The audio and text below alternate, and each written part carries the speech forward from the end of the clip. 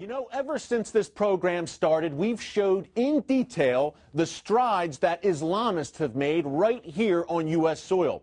I believe that if things continue at this pace, we're looking at a London-type situation in this country within 10 years, or maybe Paris. My CBN colleague Dale Hurd recently traveled to the French capital to document Islam's rise there. It's a shocking, exclusive report that you won't see anywhere else.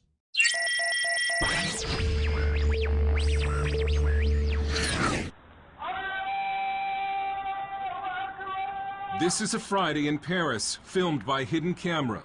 The streets are blocked by a huge crowd of Muslim worshippers, and it's enforced by private security. This is all illegal in France: the public worship, the blocked streets, and the private security. But the police have been ordered not to intervene. It shows that even though some in the French government want to get tough with the Muslims and ban the burqa, other parts of the French government continue to give Islam privileged status. An ordinary French citizen who was watching the Islamization of Paris decided that the world needed to see what was happening to his city. So he bought a hidden camera and started posting the videos on YouTube. His life has been threatened, and so we're concealing his identity. He uses the alias of Maxime Lepant. They are blocking the streets with barriers. They are praying on the ground, and the inhabitants of this district cannot leave their home nor go into their home during those prayers. The Muslims who are taking over those streets do not have any authorization. They do not go to the police headquarters, so it's completely illegal. These Muslims have been granted unofficial rights that no Christian group is likely to get under France's laïcité or secularism law. So it says people have the right to share any belief they want, any religion, but they have to practice at home or in the mosque, synagogues, churches, and so on. Some say these Muslims must pray in the street because they need a larger mosque, but Maxime has observed cars coming from other parts of Paris, and he believes it's a weekly display of Muslim power. They are coming there to show that they can take over some French streets, to show that they can conquer a part of the French territory. If France faces an Islamic future, it took a Russian to write about it. It's the best-selling novel The Mosque of Notre Dame, 2048, a bestseller in Russia, not in France. The French publisher Jean Robin says the French media ignored the book for being politically incorrect. So Islam is seen as the religion of the poor people. And so you can't say to the poor people, you're wrong, otherwise you're a fascist. That's how it goes. The book lays out a dark future when France has become a Muslim nation and the famous cathedral has been turned into a mosque. Whether that plot is far-fetched depends on whom you ask. Muslims are said to be no more than 10% of the French population, although no one knows for sure because French law prohibits population counts by religion. But the birth rate for Muslims is significantly higher than for native French. Some Muslim men are said to practice polygamy, a charge this man faced, in some cases with each extra wife having children and collecting a welfare check. With Islam, it's not only a problem of numbers.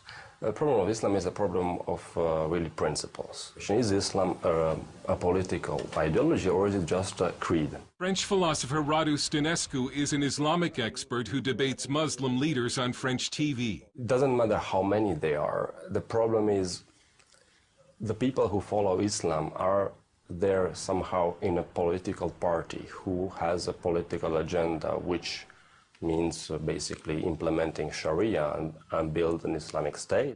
From the 1980s until just recently, it was a social taboo to criticize or oppose Islam, and so the government and media effectively helped Islam spread throughout the country. We were expecting Islam to adapt to France. Now it's France adapting itself to Islam. About the veil, this Muslim says Europeans should respect Muslim dress.